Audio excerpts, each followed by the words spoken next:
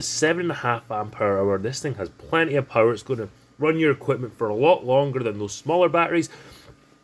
It has a handle on the back, so when you need to change it over, you can easily carry it. And this will be charged by your standard 40V charger, and it will work with all your Ryobi 40V tools.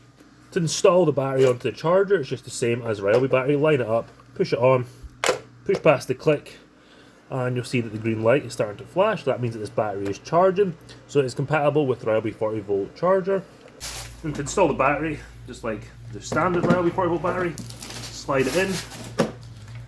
The battery installed, you can just operate your tool as you normally would. Start the blades up.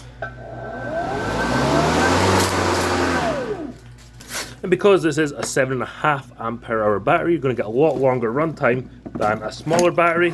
If you are interested in getting this battery for yourself, I'll leave a link in the description below so you can check it out and get one.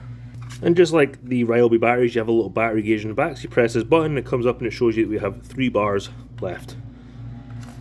Very similar design to Ryobi battery, and because it fits in and charged by the same charger, everything is compatible there.